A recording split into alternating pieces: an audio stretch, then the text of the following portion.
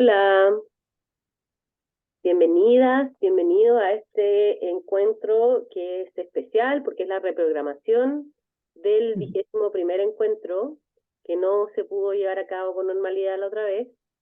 Así que ahora estamos súper equipadas para que funcione todo bien. Vamos a dar unos minutos al principio para que se terminen de conectar las personas porque había hartas personas inscritas. Eh, Les invitamos siempre a poner ahí en el chat si es primera vez que se conectan, si es que de dónde se conectan. Bueno, ya el cuestionario inicial les pregunta cómo se enteraron de esta actividad, pero igual pueden poner ahí. Eh, Hoy día estamos en este reprogramación del 21º encuentro. Vamos a estar con Macarena Crest Moreno, que nos va a estar hablando de el autismo en familia, el nombre que le pusimos a este encuentro. Y nada, vamos a esperar unos minutitos, unos 5 minutitos para que se terminen de conectar las personas. Aquí hay Mariana de Buenos Aires conectándose. También tenemos algunas personas que siempre están con nosotros. Está la Silvana, estaba la Erika. Buenas tardes desde Pichidegua. Lo bueno de las actividades online es eso, que se pueden conectar personas desde distintas partes y estar acá presentes con nosotros. Eh, bueno, vamos a tratar de como mantenernos en el tiempo y que a las 6 de la tarde ya terminemos porque así cada uno puede seguir con su día, con sus actividades. Brenda Orellana dice buenas tardes de Valparaíso. Yo también estoy en Valparaíso. Eh, bueno, yo creo que podemos ir partiendo nomás, ¿o no? ¿Partimos? Buenas tardes de la Florida. Bueno, queremos dar una súper bienvenida a Macarena Crest Moreno. Ella es una audióloga. La otra vez tuvimos un encuentro súper entretenido que lamentablemente se vio truncado por cosas de que se cortó el internet, la luz, esto, lo otro, se nos cortó todo. Pero estaba súper entretenido, estaba la gente súper interesada, entonces hoy día estamos muy agradecidos que estés acá con nosotros, Macarena, que puedas nutrirnos con todos tus saberes. Así que eso, bienvenida, y yo voy a ir mirando el chat por si alguien tiene alguna pregunta, alguna cosa, y voy a seguir ingresando a la gente. Eso. Gracias, Caterina. Bueno, hola a todas, a todos. Ahora sí, esa vez tuve problemas de luz, pero ya reprogramamos. Y hoy día un poco la idea es hablar de familia y autismo, un poco desde esa mirada un poco de la familia como pilar fundamental, digamos, en el apoyo a personas autistas y también un poco justo pensando también a veces la importancia de la red de apoyo entre cuidadores cuando a veces los apoyos son mayores y se requiere muchas veces también más necesidad de apoyo, también entre cuidadores. Así que ahí la idea es ir conversando, si a veces hay dudas, comentarios a medida que vamos, digamos que voy presentando y van saliendo, pueden comentarlas en el chat o ir levantando la manito y así vamos dando pases. Yo estoy a doble pantalla, así que puedo ir viendo el chat al mismo tiempo, ¿ya? Y me es fácil ahí. Así que eso primero ahí, agradecer a todos los presentes, ¿ya? Si quieren ir acompañando con cámara, también bienvenidos, así nos vamos dando feedback, ¿ya? Y hoy día un poco, ¿qué es lo que nos junta? Hablar un poco de la familia, ¿ya? Como les decía, como este pilar fundamental de apoyo, yo de profesión soy fonoaudióloga, yo soy convencida ahí de que el rol de los profesionales definitivamente ha cambiado y una parte de ello es justamente ir apoyando a la familia. Desde la disciplina de cada uno poder entregar estrategias, pero por sobre todo cómo poder adaptar esa estrategia a cada familia, porque cada familia es un mundo, cada familia tiene su dinámica y creo que justamente no es imponer qué se puede hacer, sino que es un trabajo en equipo, digamos, en que uno desde una disciplina puede sugerir justamente desde esa área pero se tiene que ir amoldando, ¿ya? Entonces, lo primero un poco ahí para ir conversando, qué es lo que un poco esta es una guía que salió el 2020, la guía del autismo de SCAP, que es la guía de Europa, ya, de neurología y psiquiatría, que se hizo para ver un poco qué es lo que dice hoy en día la evidencia un poco y los apoyos necesarios a lo que es el espectro autista, con todo el cambio que ha conllevado este concepto también de autismo. ¿Ya? Recordar que del DSM-4 íbamos al DSM-5 en el 2014, hubo un gran cambio en que ya no está esta subdivisión autismo, Asperger, TGD, sino que ahora se habla de un gran espectro. Y eso conlleva también a que aquí hay que entender que cada persona autista, digamos, es única, tiene ciertas cosas en común, pero justamente los apoyos varían mucho. Entonces, ¿qué es lo que se ha ido viendo? Que el apoyo temprano, digamos, es esencial. ¿En qué sentido? Y ese apoyo temprano puede ser en cuanto a la edad de la persona, como ese apoyo temprano a veces en que hay que considerar que hay personas autistas que en cierto modo los síntomas no aparecen hasta que el ambiente o la etapa del desarrollo es más desafiante, ¿ya? Entonces hay veces que hay adolescentes que a veces a los 15 años empiezan a manifestarse ciertas dificultades sociales que a lo mejor antes no, y ahí lo fundamental, digamos, es ese apoyo temprano, y es esencial también para mejorar la confianza y, más que la confianza en la competencia de las madres, padres, cuidadores. ¿Por qué? Porque muchas veces las estrategias uno ahí como mamá, como cuidador están, pero también hay inseguridades a veces de uno, de vamos bien o no. Y también es importante para mucho la psicoeducación en base a qué apoyos se pueden ir dando. Y siempre la base de todo apoyo va a ser fundamental una evaluación, ¿ya?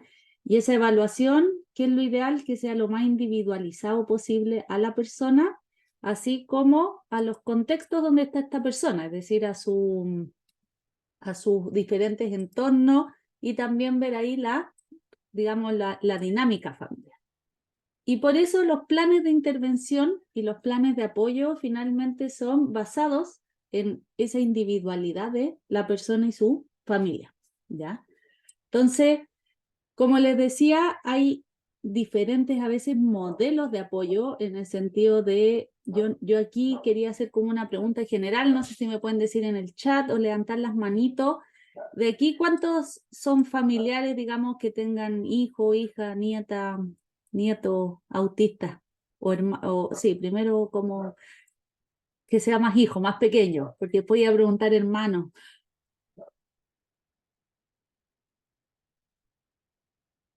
Ahí veo dos manitos algo. Y la Giovanna, que no la había visto, ¿ya? Ahí me dice la Brenda tiene hijo, la Ruth, ya, la Perla. ¿Y alguno tiene hermanos?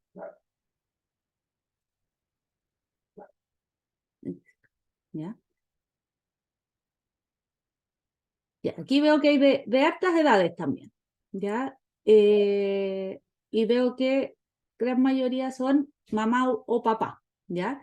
Y ahí es donde muchas veces uno, en este camino de ir buscando los apoyos, hay que tener ojo en que no hay un método único, ¿ya? No es que haya solo uno que sea mejor o no, pero sí es importante ver que sea basado en evidencia, ¿ya? Porque en este aumento que ha habido también en el diagnóstico de autismo y que ahí da para conversar, hubo mucho de a qué se debe ese aumento.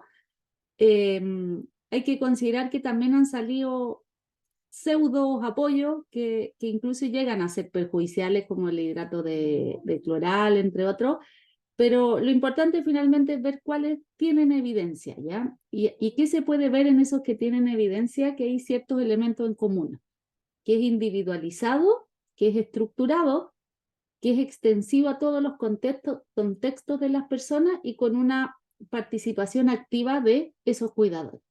Y aquí es cuando uno empieza a escuchar esto y uno es como que puede decir ya, pero se nos sigue cargando y cargando ahí la mochila de como de tareas, que yo creo que ese es como un primer llamado a veces, a que cuando justamente hablamos, y es lo que vamos a hablar un poco ahora, de los principios generales un poco de intervención, lo que muestra que hay mucha evidencia y que es lo que se está viendo cuando justamente hay una intervención mediada por familia, donde hay una capacitación a los familiares, pero no como una necesidad de más tareas a la casa, ¿ya? Y ahí vamos a ir viendo cómo eso se hace para que no sea una carga, ¿ya?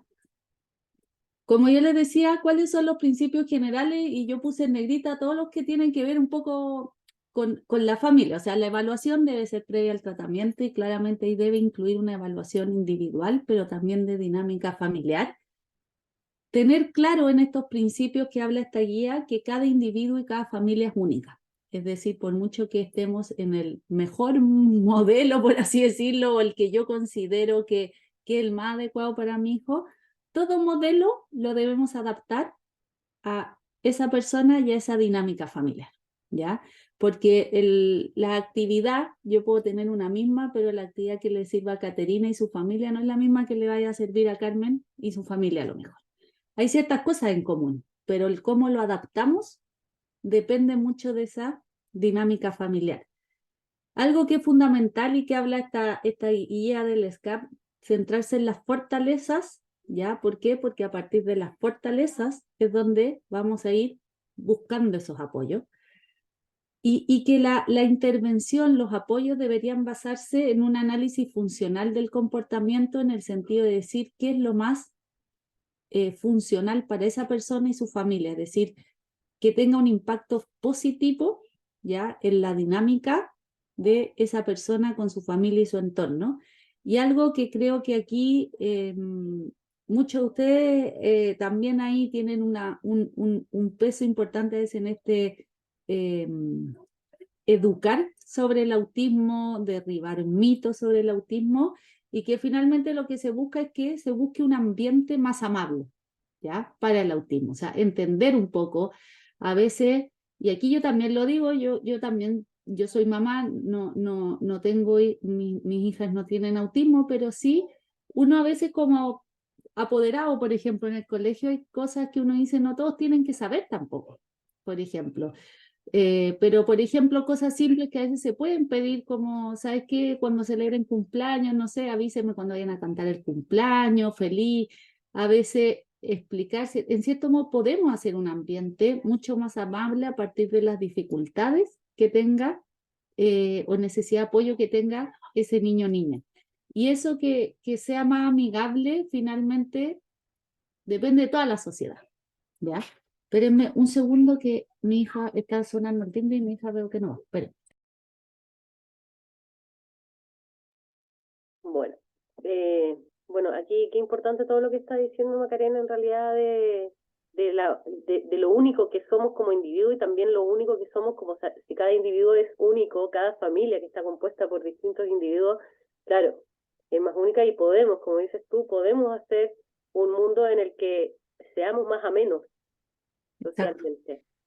Y más o menos desde también esa aceptación a la tolerancia. Si yo digo a medida que todos seamos más tolerantes y aceptemos las neurodiversidades en todos sus aspectos y finalmente más allá de una neurodiversidad o no, de que aceptemos a todas las personas, no deberían existir los días de... Esa es la verdad. eh, pero finalmente yo creo que siempre es eso, la empatía, el ponerse en el lugar de otro y dentro de ese ponerse en el lugar de otro también yo digo ese ser amigable con los cuidadores, ¿ya?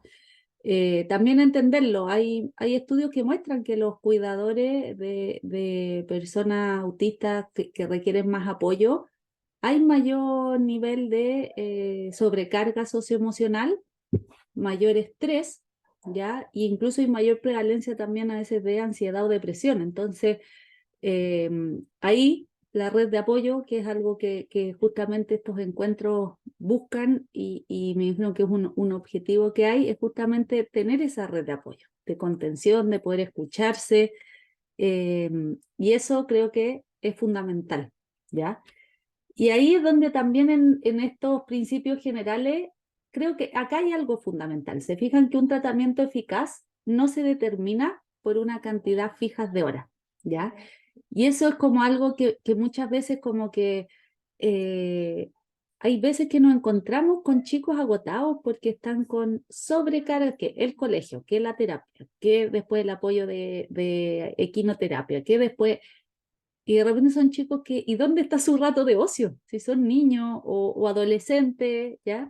Entonces, ¿en qué sentido ahí es fundamental? Que si bien los modelos de intervención te hablan que la evidencia de ese modelo, por ejemplo, Denver, ya te dice, este modelo en cierto modo nosotros medimos evidencia con tantas horas semanales, ¿ya?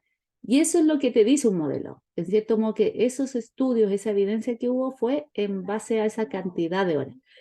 Pero ¿por qué eso es algo que en cierto modo ahora se habla? Porque hay que reevaluar el rol de los profesionales, ¿ya? Y ahí tenemos que ir a la historia un poco de cómo han sido los apoyos, de cómo ha sido el concepto de atención temprana, digamos.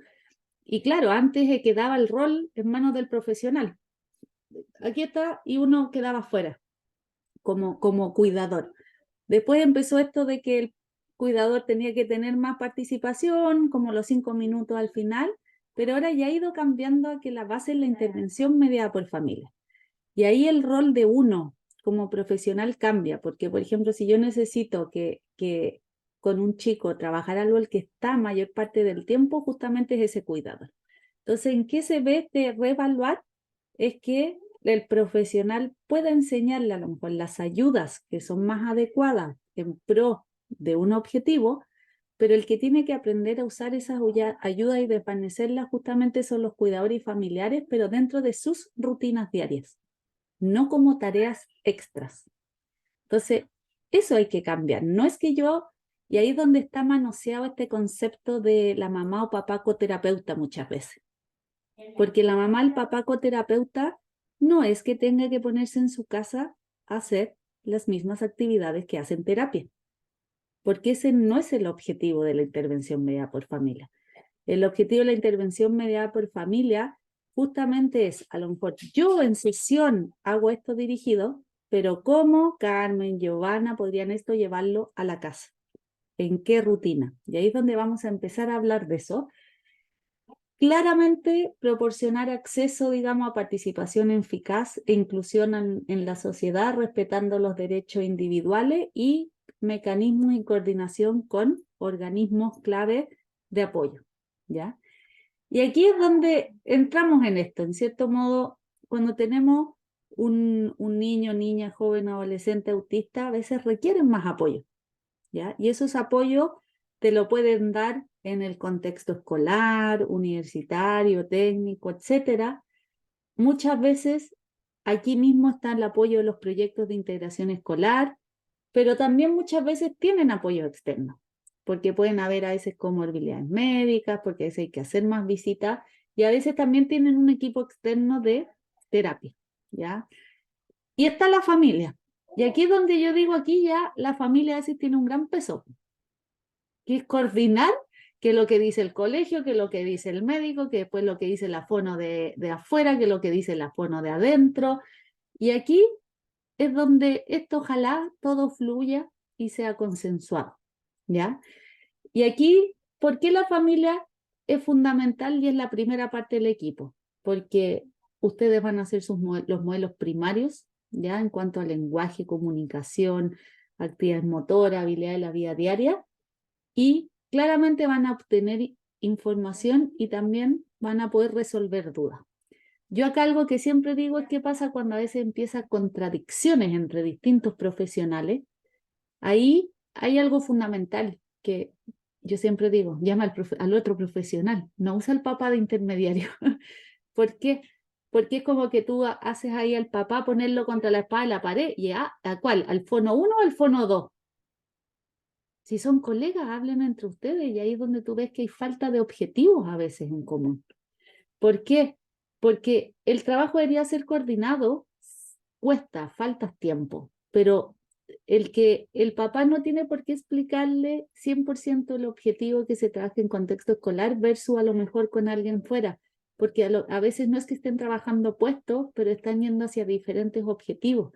Y ahí es donde yo siempre les digo ahí a ustedes como papás, cuando ustedes a veces notan esas diferencias, yo siempre les digo, no eres tú el indicado de esto, a lo mejor, y yo al menos, yo Macarena le digo, este es mi número, este es mi mail, dile al colega que me llame. ¿Por qué? Porque a veces, aquí yo digo dos cosas.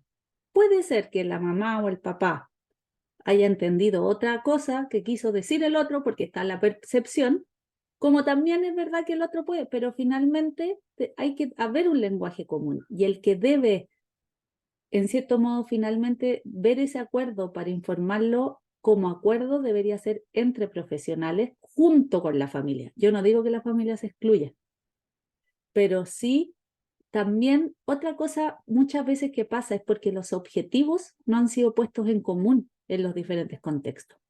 Claramente, yo hablar desde mi disciplina como fonoaudiólogo en contexto escolar, siempre tenemos que primar que se trabaja mucho el lenguaje y comunicación basado en el currículum, digamos, de adquisiciones o apoyo en cosas de lenguaje, comunicación, habla, en pro de esos aprendizajes en contexto escolar. Uno externo a colegio a veces tiene otros objetivos y justamente no es que sean opuestos, pero no priorizamos. Y ahí es la idea del trabajo en equipo. A lo mejor en contexto escolar este fono puede priorizar esto. Yo como apoyo externo puedo priorizar esto, pero finalmente los dos vamos en conjunto a algo más macro. ¿Faltas tiempos? Sí, pero cuando hay voluntad también los tiempos a veces se buscan. Entonces, creo que ahí cuando a veces ustedes estén en esa encrucijada, decirle y puede hablar con el colega suyo a ver si se llegan a acuerdo, ¿ya? ¿Y en qué consiste la intervención mediada por familia? La intervención mediada por familia, como yo les digo, a veces suena como a que fuera más sobrecarga, ¿ya? Y al contrario, ya de lo que uno piensa, la intervención mediada por familia, la idea es que no sea una sobrecarga, ¿ya? Sino que lo que busca la intervención mediada por familia es, en base a esas rutinas de la familia, a ese funcionar de esa familia, uno va viendo en qué rutinas podríamos dar más apoyo, en qué rutinas podríamos hacer, y vamos viendo si es que hay espacios donde pudiéramos dedicar diariamente un tiempo, por ejemplo. Y ahí tú vas enseñando estrategias de ayuda y cómo ir eliminando esas ayudas en pro de que esa habilidad o ese objetivo se generalice, ¿ya? Y ahí quiero ser súper clara, no es en un sentido capacitista, sino finalmente es en decir, por ejemplo, cuando hay conductas problemáticas a veces, y que más que problemática es que a lo mejor hay veces que hay niños que piden ayuda llorando, porque es su forma de pedir ayuda y de resolver ese conflicto. Y yo ahí siempre digo, esto es lo que está en exceso, resuelvo así. ¿Qué es lo que sí queremos con este niño? Que a lo mejor aprenda a esperar, que aprenda a tolerar un no, que aprenda a decir ayuda, que toque al otro, ¿qué va a pasar con ese llanto solito? Empieza a cambiar por esta otra forma de pedir y eso, en cierto modo, uno es donde debe decir, bueno, ¿y con qué estrategia esta mamá, este papá en el día a día puede ir haciendo? Y ahí es donde está esta intervención mediada por familia, donde, ¿qué es lo que se ve? Que hay resultados positivos en qué? En que hay más horas de aprendizaje y práctica en medio de rutinas naturales, ¿ya? Ahí yo después lo vamos a ver en ejemplo. Hay una mejor generalización, ¿por qué? Porque finalmente lo pongo más en práctica en el día a día. Algo que la interacción mediada por familia muestra mucho, digamos, un cambio en que hay mayor confianza e interacciones positivas entre familiar y hijo. ¿Por qué? Porque finalmente hay mejores formas de comunicarnos, a veces el cuidador entiende más ciertas formas comunicativas de su hijo, entre otras, y sobre todo un impacto que tiene la intervención mediada por familia es que generalmente el familiar que ha ido aprendiendo esas estrategias empieza a capacitar al resto de los familiares, ¿ya? Un modelo de intervención es IMPACT, ¿ya? Que es un modelo de intervención mediada por familia, que son 12 sesiones, donde se enseñan justamente a ese familiar estrategia. Yo lo he aplicado en Chile y llevo aplicándolo a, digamos, 16 familias. A mí algo que me ha impresionado con Impact es cómo parte a lo mejor la mamá, en general, son las que más asisten, pero me ha pasado que termina mamá, papá, a veces termina mamá, abuela, y ahora me ha pasado ya que 2 familias me han pedido integrar a los hermanos más grandes, pero que han nacido desde los hermanos. ¿Por qué? Porque hace mucho sentido como familia que no es una tarea extra, sino que es aprender en el día a día, interactuamos mejor y, por ejemplo, los hermanos ha pasado que le han dicho a esa mamá o a ese papá, eh, oye, ustedes ahora interactúan de esta forma y es como, yo también quiero con mi hermano eso. Y justamente ahí, dependiendo la edad del niño, si es que le vamos a enseñar solo a estar en la base, sin enseñar nueva habilidad, o vamos a ir avanzando hacia a veces enseñar nueva habilidad. Dime, Jessica, estás conectando el audio, así que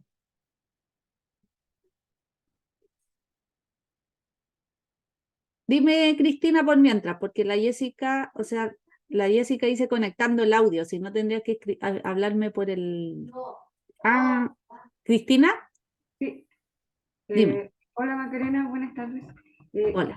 ¿Cómo nombraste el Impact, lo voy a escribir en el chat. porfa? Impact es un modelo de intervención. ¿Se ve mi pantalla? ¿Se ve mi... Miren, Sí, sí. Impact Autismo Ávila. Es un programa ya que se basa en la intervención mediada por familia, donde en Impact, ya que es uno de los modelos que hay, en cierto modo lo que tú buscas es cómo lograr que los padres ya sean los maestros de la comunicación de sus hijos en cuanto a interacción social, juego, entre otros. ¿Qué es lo que busca Impact?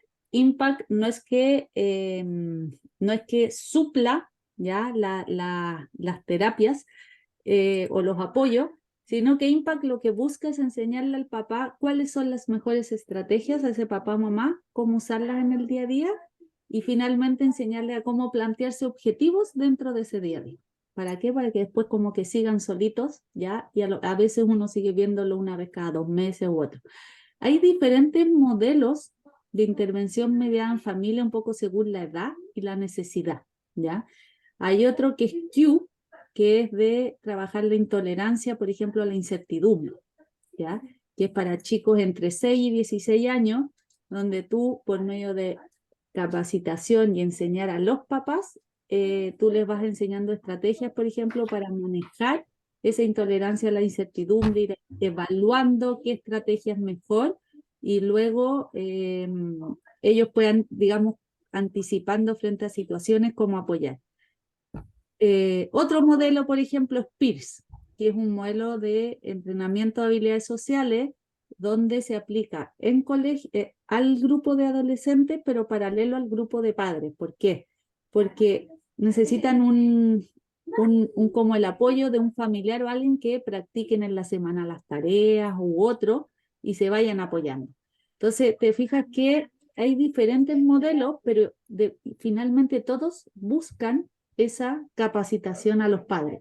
Jessica, si no puedes escuchar, yo te sugiero, sale y entra de nuevo. Ah, no puede escuchar. Y yo diciéndole, porque no se le conectó el aire, o sea, el audio. Eh, Macarena, disculpa, siguiendo con mi consulta, y estos métodos que acabas de mencionar, por ejemplo, en mi caso, mi hijo es no verbal y tiene 20 años.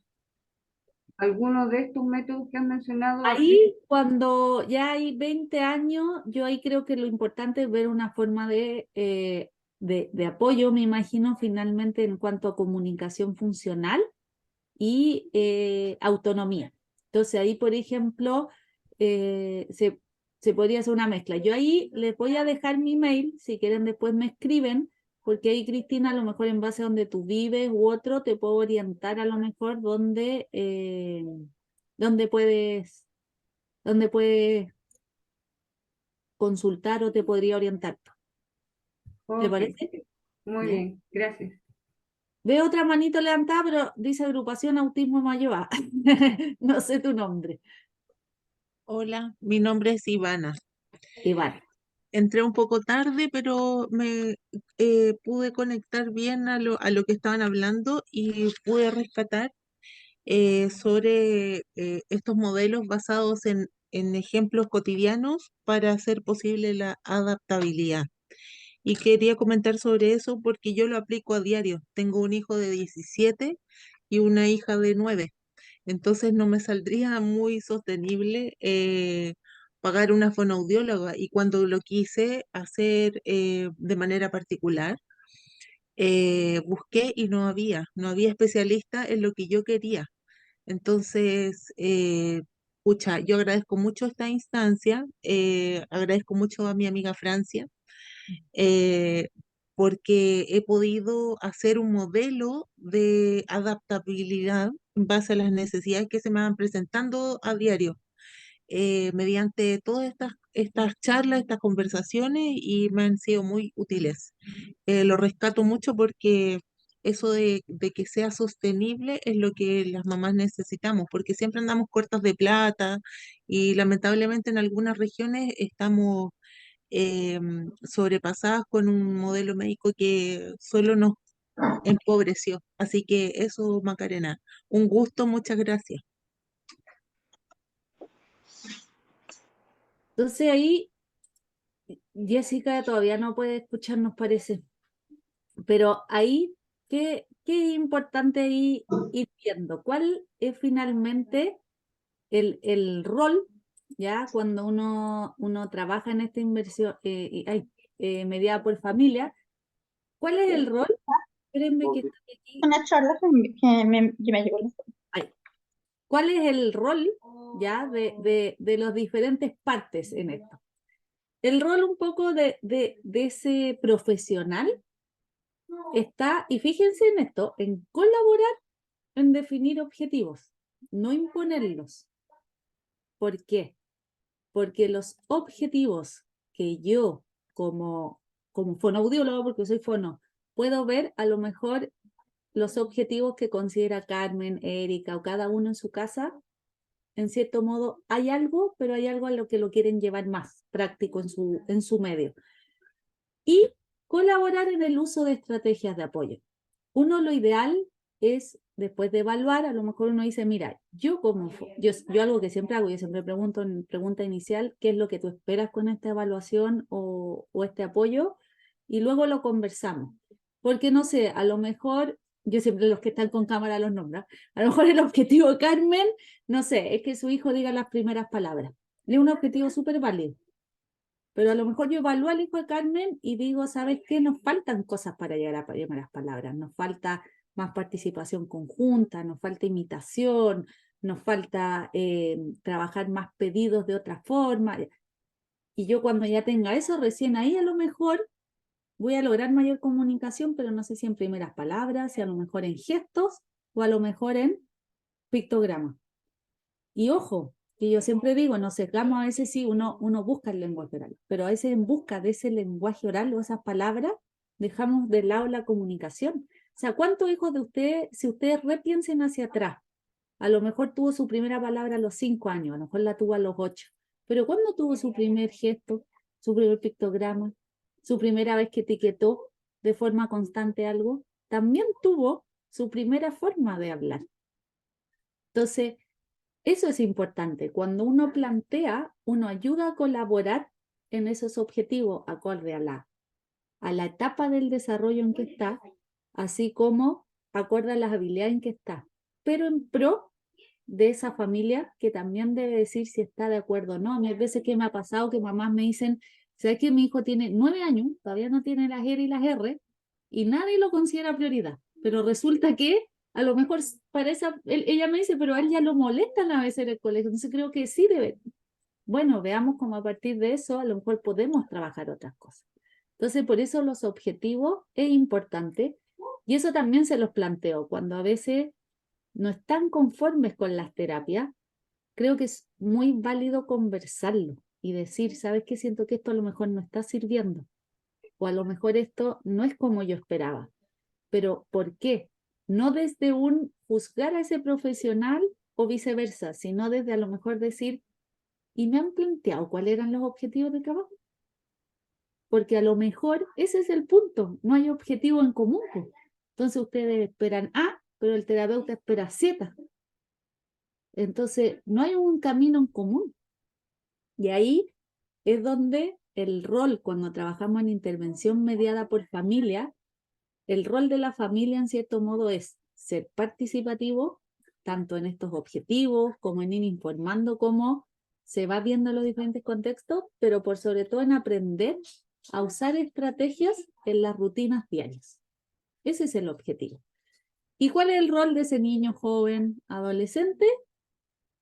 Favorecerse en su comunicación social, ¿ya? Entonces, esos son los roles y aquí es donde uno, en cierto modo, como familiar cuidador, es donde apoyo, ¿ya? Y yo aquí también siempre a veces a mí me pasa que los papás a veces me dicen, no, mejor que entre solo porque conmigo no se porta tan bien. Y yo ahí siempre le digo, bueno, conmigo están 1 horita a la semana, contigo está 24/7, o sea, si contigo no logramos que en esa horita empiece a ser más adecuado, ¿qué vamos a hacer con el resto? Si en cierto modo muchas veces ese no se porta bien, es porque a lo mejor tenemos que ir viendo más estrategias. Claramente con los papás a veces es más fácil el tratar de en cierto modo digo yo, negociar, sí, pero ahí va en que ustedes como papás tienen que ir logrando esas estrategias. Ahora, también hay veces que es rico que entre y uno quedarse afuera porque estoy cansado, porque a lo mejor pasé una mala noche, porque necesito ese espacio. Pero ahí, si está la relación de confianza, a veces, a mí a veces papás que me dicen, ¿sabes qué? Hoy día en verdad estoy reventado. Le digo, bueno, hagamos algo, hoy día entro solo, quédate tú unos media horita y después entras la otra media hora. O hay veces que también digo, bueno, hoy día entra solo, pero uno puede ir equilibrando. Pero eso que uno trabaja en sesión y poder observarlo es muy diferente cuando uno trabaja con esta modalidad donde aquí la idea es que ustedes se lleven las estrategias. ¿Qué es lo primero cuando uno parte intervención media por familia? Es, por ejemplo, cada uno, a Erika, a Giovanna, a Caterina, a Carmen, por ejemplo, hacer un listado. ¿Cómo es mi rutina del día a día? No sé, nos levantamos, desayuno. Yo hay muchas veces pues, a los papás les digo el punto de vista comunicativo.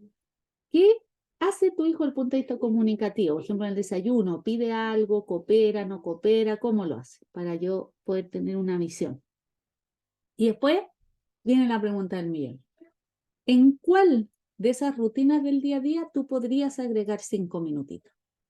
Hay papás que te dicen en la mañana, olvídalo. O sea, en la mañana yo necesito vestirlo rapidito y irnos, porque tengo 3 hijos más y es un caos.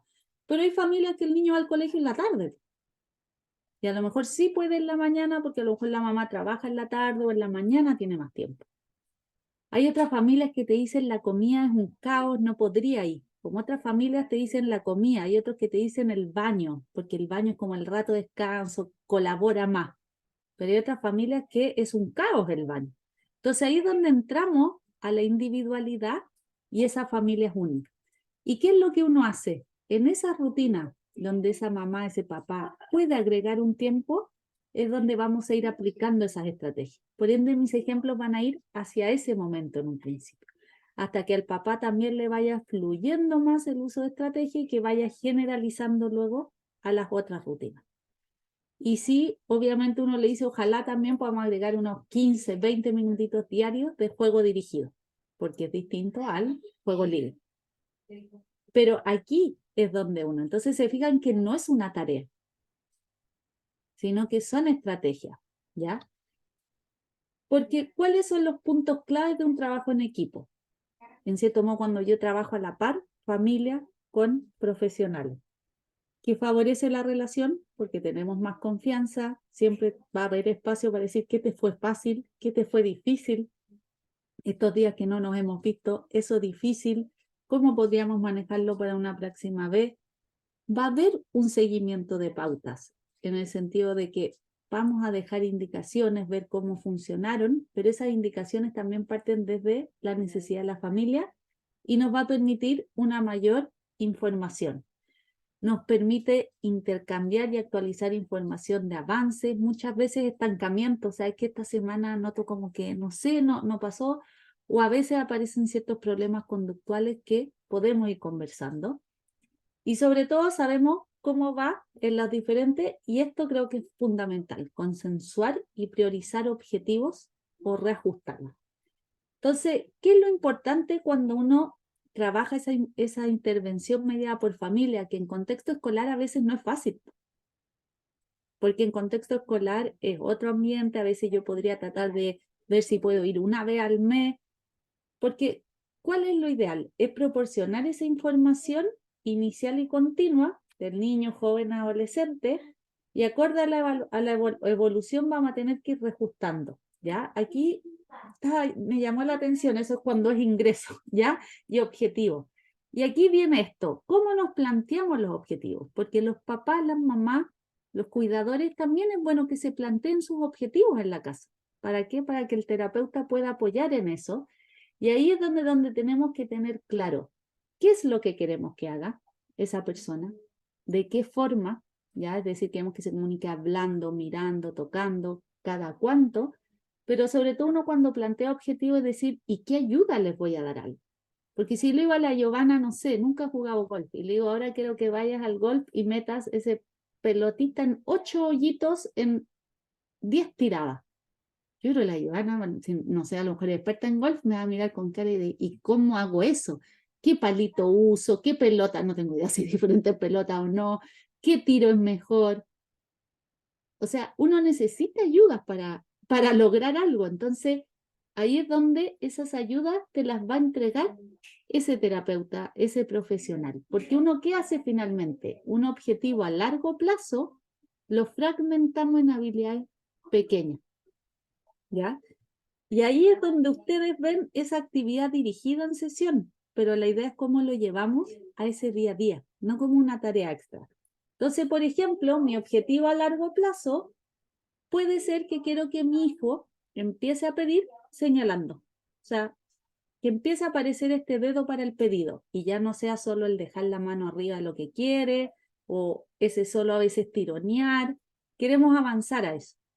Para eso uno dice, bueno, ¿qué requerido? ¿Qué requiere, digamos, de a poquito? Atención y acción conjunta. Atender a lo que el otro hace, así como hacer algo junto. Porque tengo que atender al otro cuando me diga qué quiere, etc. Necesito que entienda este dedo. Y que a lo mejor instrumentalice o me lleve al lugar. Estos pasos me van a dar el pase aquí. Entonces, ¿yo qué voy a ir haciendo? Por medio de una actividad dirigida, como a veces puede ser un encaje, en que el encaje es partiendo porque el niño identifique. Entonces, pon la vaca, pon el caballo. Si ustedes se fijan aquí, son 10 veces que podríamos ensayar esto. 7 días a la semana, son 70 veces. Pero llegué 2 días cansado, un día no se dio el jugar a eso, nos quedamos con 40 veces. Versus aquí, ¿cuántas veces en el día a día podemos pedirle a nuestro hijo que tome lo que le digo? En situación de comida, en vez de yo entregar la cuchara, toma la cuchara. Ahora, ¿cuál es el punto? Es que yo le hago eso y no lo hace. Y ahí es donde vienen las ayudas y el terapeuta debe ir apoyándote. Mira, tú le dices, toma la cuchara. Si no lo hace, puedo tomar su mano y acercarla, o le puedo decir, toma la cuchara, le muestro y después él. Entonces tú ahí vas enseñando distintos pasos, cómo irlas eliminando. Pero se fijan que al momento de comer, yo tengo el jarro y le digo el vaso. El niño toma el vaso, yo le doy. ¿Ya? Entonces, empezamos mucho a mostrar que tú piensas en el día, uno podrá señalarle 30, 40 cosas que queremos que tome. Y si lo multiplicamos por 7 versus esta actividad dirigida. Entonces, eso es lo que es el traspaso. Y ahí es donde está esto de cambiar el rol de los profesionales. Pero yo digo algo, no es solo cambiar el rol de los profesionales, ¿eh? También es cambiar a veces algunos papás que no, como que a veces sienten que vamos, es que me hablan solo a mí y hay poca es más conmigo que con mi hijo es. Bueno, porque hay momentos que va a ser necesario eso, porque necesitan enseñarte a ti las estrategias. ¿Ya? Entonces, ahí es donde, cuándo dar la información. Por eso antes algo había corrido ahí. Ideal, sesión a sesión, cada vez que nos juntamos con los papás ahí, ¿ya? Si no, indicaciones por cuaderno, por video, etcétera, pensando que hoy en día se puede más, o establecer reuniones. Cuando a lo mejor es contexto escolar, no sé, podemos ver cómo juntarnos, porque ¿cuál es el rol que se habla, este nuevo rol del profesional? Entregar información verbal y escrita, donde, ¿cuál es la idea? Y ahí Silvana, a lo mejor, me imagino tú, la Silvana pone cuando te hablan solo a ti toda la terapia, tú me lo estás poniendo como mamá, ¿o no? Ya, hay veces que, ¿cuál es el punto? Hay veces, yo no sé en qué contexto es, no conozco ahí Silvana más hondo tuyo, en que, por ejemplo, yo digo, en etapas iniciales a veces hay mucho apoyo a la familia y uno va a hablar más ahí. Pero yo creo que esto es lo importante y que ahí está la diferencia. Cuando uno hace intervención media por familia, uno debería decir, mira, esta es la estrategia a usar. Después, ¿cuál es la idea? Que ese papá observe cómo tú usaste la estrategia. Que el papá, tú le preguntes a ese papá o mamá, ¿qué cambio notaste al usar eso? ¿Para qué? Para después decirle, ahora tú hazlo, para yo poder ver cómo tú lo estás aplicando. Y ahí yo poder apoyarte, ver qué es lo adecuado, qué a lo mejor podríamos hacer, a lo mejor, entonces, ahí es donde viene el cambio, ¿cierto? Como aquí vamos a tener que hablar, yo aquí voy a ir hablando y te voy a ir mostrando, y después te voy a observar a ti y te voy a seguir hablando.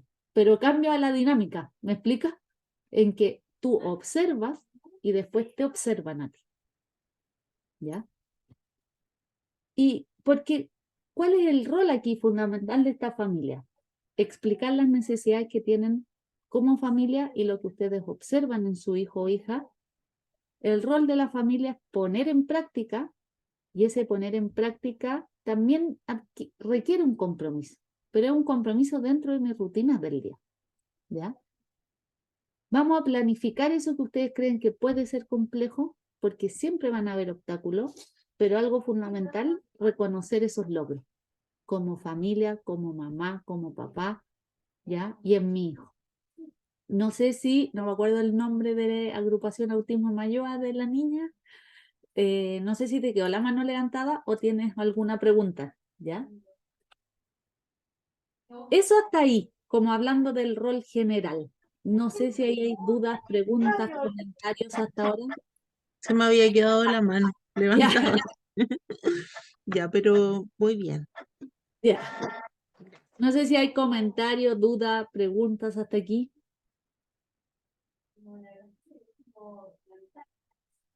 Yo algo que siempre les digo ahora, si ustedes les hace sentido esto, a veces preguntar a esos terapeutas cómo podemos ir más, si es que ustedes, si lo hacen ya así, sacarle más provecho aún, ¿ya? Eh, pero es más que nada estas invitaciones a conversar, a reflexionar, digamos, y muchas veces, y yo soy súper sincera, no todo terapeuta sabe este modelo de trabajo. ¿Por qué? Porque el que los papás estén adentro, yo aquí soy el abogado del diablo, ¿ya? El otro lado. Cuando los papás entran, uno también se siente súper observado. Y cuesta en un principio a uno como terapeuta, es como, me están ahí evaluando a mí, ¿ya? Y esa es como la contraparte, por eso es algo que hay que ir aprendiendo, ¿ya? Dime, Giovanna. Sí, Macarena, cuando tú decías repetirle varias veces cuando le damos un objeto, un vaso, una cuchara. Yo soy la abuela, no la mamá, me ¿Sí? equivoqué cuando dije. Y bueno, entonces yo como abuela a veces no me siento impotente y no sé cómo ayudarlo. Entonces la madre sí le repite varias veces y yo voy y le alcanzo. Ya. Entonces no se debe hacer eso. Es que me es difícil decirte sí o no, porque depende de las características ahí de tu nieto, de saber en qué etapa está. Pero Sí. sí, por ejemplo, me imagino que tu nieto a lo mejor es más de señalar a lo mejor manito abierta o es como un A y es como un adivinar. Bueno, él empezó a hablar hace 2 años, más o ¿Ya? menos. Tiene 6 años Ya. y recién se le está entendiendo. Tiene Entonces, ahora- ¿cuál es el punto? No exigir exactitud, porque Mm, está en un proceso a lo mejor de ir logrando mayor exactitud, pero mm. tampoco entregarlo sin un pedido. Entonces uno ahí donde equilibra y ahí es justamente donde uno en ese rol medio por familia, también hay que aprender que uno no está todo el día enseñando, porque es agotador para la otra persona. Entonces uno busca un equilibrio, o sea, que en una interacción haya momentos en que yo voy a estar interactuando en la base y otros momentos voy a poder subir. Entonces, yo acá voy a dar un ejemplo que le puede servir a mucho. Puede que un niño quiera un lápiz. Ujú.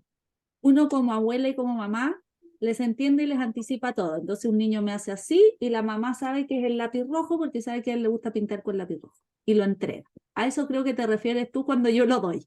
¿Ya? Tal- Sí, ¿Cuál es la gran diferencia ahora? Tu nieto pide y no es que no lo vas a ayudar y no le vas a dar, sino que vamos a buscar. Yo ahí qué podría decirle, ¿qué quieres?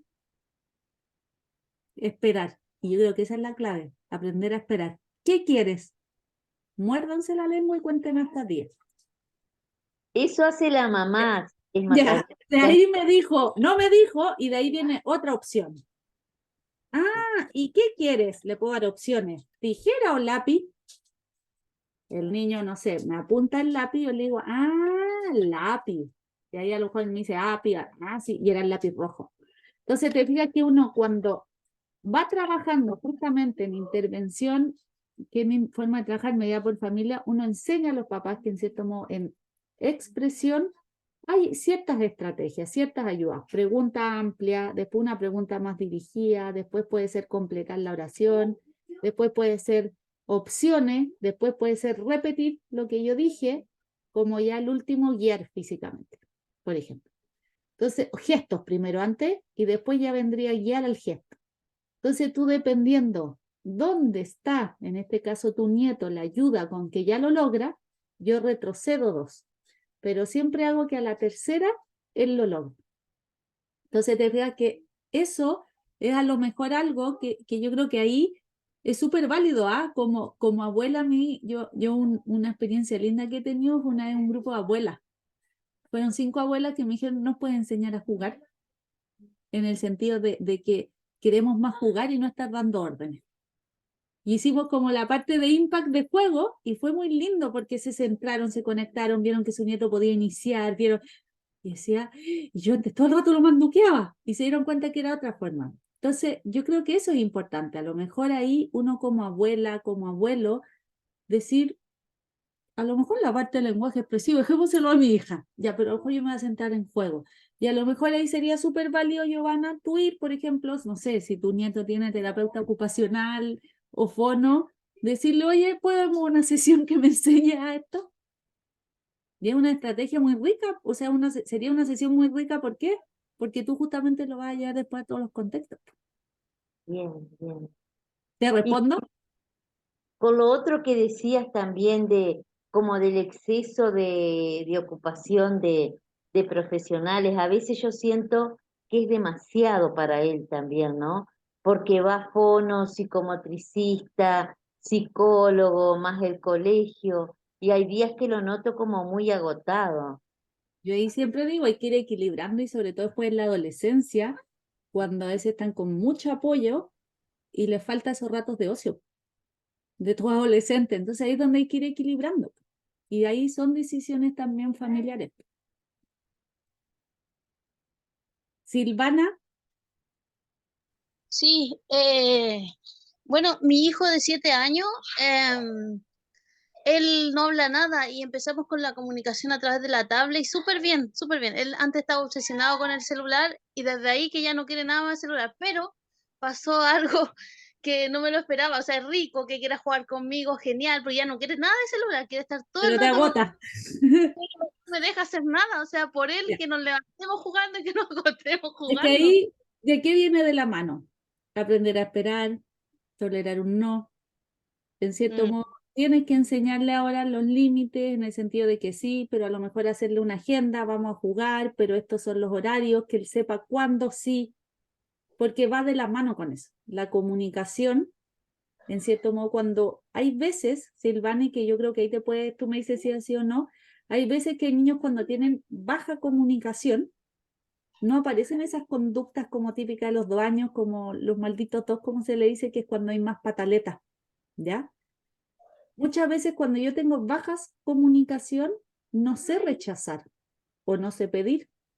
Por ende, después, cuando tú empiezas a tener mayor, hay papás que a veces cuando empiezan mayores intenciones comunicativas, como te haber pasado con el comunicación alternativa aumentativa, en cierto modo tu hijo aprendió a pedir, tu hijo ahora puede pedir cosas presentes, ausentes, ha disfrutado en compartir, intercambiando, pero claro, ahora de la mano tengo que aprender ese no y ese esperar. Sí, sí me pasa eso, me pone, quiero cama elástica, cama elástica todo el día. Y ahí tú le tienes que decir, ahora no es cama elástica, a lo mejor hacer una agenda con horario y ahí entramos en otro tema. ¿Te fijas? Claro, Y muchas gracias. de nada, Silvana. Y aquí ahora en pro de la hora que ya quedan 5 minutitos, porque se me había olvidado compartir con sonido, vamos a hablar también ahí de la importancia de la interacción con los hermanos, ¿ya? Dentro de la familia un poco hay veces que hay excesiva responsabilidad en hermanos, ¿ya? No, aquí yo no, es a veces, ¿ya? O sea, pero hay distintas dinámicas familiares. Pero a veces, cuando hay un hermano, un hijo, digamos, que requiere mayor apoyo, a veces empezamos a darle esa como función a los hermanos. Y ahí siempre deberíamos preguntarnos, ¿es el rol de ese hermano? ¿Por qué? Porque a veces esa excesiva responsabilidad puede llevarle a ese hermano a repercusiones a nivel emocional. Cierto modo, es el rol de un niño a esa edad, no sé, cuidar en esto, apoyar. ¿Por qué? Porque a lo mejor puede sentir que no lo está haciendo bien o está sintiendo que en él hay una expectativa que no puede cumplir. Entonces, equilibrar, yo siempre digo ahí, pensar, ¿a esa edad corresponde o no? Porque el rol de hermanos, ¿cuál es? Jugar, pasarlo bien, pero a veces también van a pelear. ¿Ya? Lo otro es que muchas veces está también la necesidad del hermano de querer relacionarse mejor o más que mejor, porque se relacionan muy bien, pero a lo mejor también quieren saber esas estrategias de cómo apoyar y no ser a veces, los hermanos muchas veces son los traductores, son los intérpretes, pero a veces ese hermano también quiere a veces cómo apoyar y ahí muchas veces nos encontramos con estos hermanos que yo digo que son como terapeutas innatos, ¿ya? Y que van haciendo ahí. Entonces, ¿qué es importante? Que los hermanos también a veces sean partícipes de las terapias. ¿Por qué? Porque van a ser un apoyo natural. Porque ese hermano es un modelo donde voy a ir generalizando y por sobre todo fomentar esa relación de hermanos. Como yo le decía, a veces puede, no sé, que Ivana fue a terapia y está agotada, quiero que hoy su hijo entre solo. Bueno, vaya a tomarse un heladito con el otro hermano, por ejemplo. Porque también piensen eso, cuando tenemos un hermano que a veces lo llevan a distintas terapias, pero este otro hermano ve que su mamá sale con este niño, pues. Y yo, ¿cuándo sale conmigo? Porque es distinto salir con la mamá para acompañarte solo a la terapia. Y ahí es donde está la red de apoyo entre cuidadores. A veces de poder ver si pueden apoyar para qué, para yo salir una media horita a la semana, así como salgo con mi hermano, me ve salir, mi hijo me ve salir con el otro hijo, bueno, a lo mejor es a terapia, pero él te ve salir.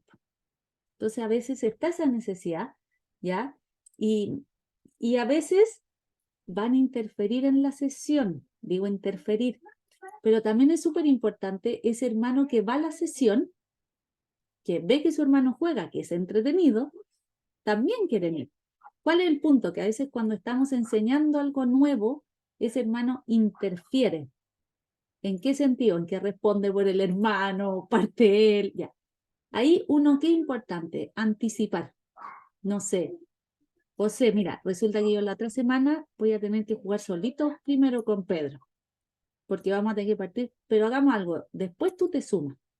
Entonces, también anticiparle a los hermanos cuando a veces esta sesión tiene que estar solo, a veces equilibrar, porque a veces también quieren ser partícipes. Entonces, siempre ahí pensar en el hermano, y aquí un poco, se llama Mi hermanita en la luna, ¿ya? Lo ven, ¿verdad? ¿Se ve negro con puntito? Mon petit frère, ¿Se escucha? dans la lune. Súper, se escucha. Je me souviens quand mon petit frère Uy, disculpen, le puse pausa il est né, il faisait que manger. Il mangeait beaucoup, beaucoup. Et il pleurait aussi. Beaucoup, beaucoup. Mais il dormait pas beaucoup par contre.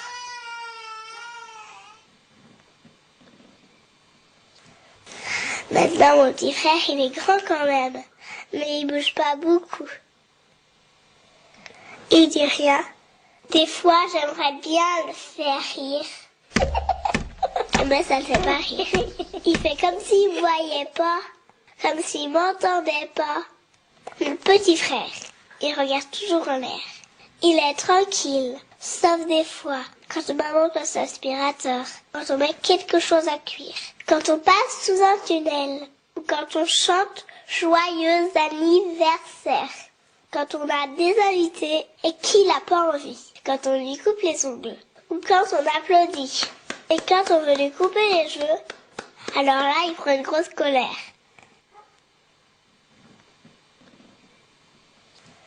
Et c'est pas drôle, hein. Mon papa et ma maman, ils sont obligés de lui couper les cheveux quand il dort. Tout doucement. Mon petit frère, il va à la crèche, mais il joue pas avec les autres enfants. Il regarde en l'air. Comme toujours. Quand on se promène, les messieurs et les dames le regardent beaucoup aussi. Et puis, des fois, mon frère, il fait des gestes tout bizarres. Il bat les bras, comme pour s'envoler. Il y en a qui ont peur de ça. Ils croient que c'est une maladie qui s'attrape. Je lui offre des bijoux. Il aime ça, les bijoux, lui, parce que ça brille. Mais il les touche pas. Ou un tout petit feu, hein, du bout du doigt. Il a déjà vu beaucoup de docteurs, des spécialistes, beaucoup, beaucoup. Il en voit toujours. Mon papa et ma maman, ils disent qu'il n'est pas vraiment comme tout le monde.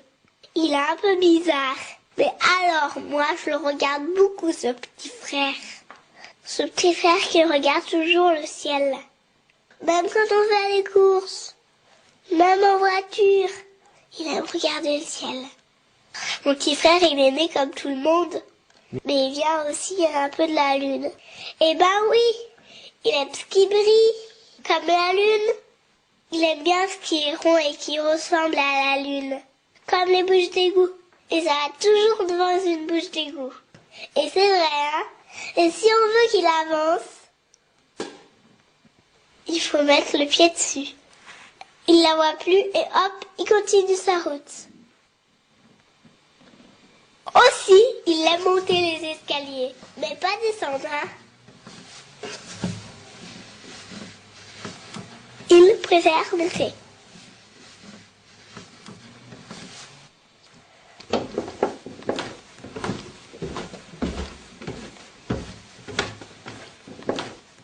Mais il s'arrête pas, hein. Il monte, il monte.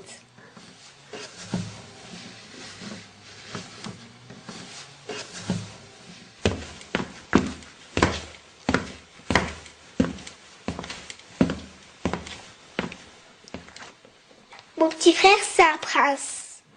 Mais c'est un prince chef d'orchestre. Moi, j'aimerais être une fée. Parce que je pourrais lui envoyer un sort pour qu'il préfère être ici que sur la lune. Alors, je lui donnerai la main pour qu'il vienne avec moi. Avec mon petit frère, on a inventé une langue tous les deux.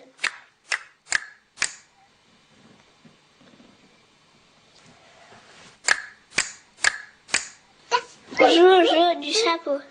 Je mets un chapeau et lui, il rigole. Et après, il me court après. Alors là, on est tous les deux. Et c'est bien.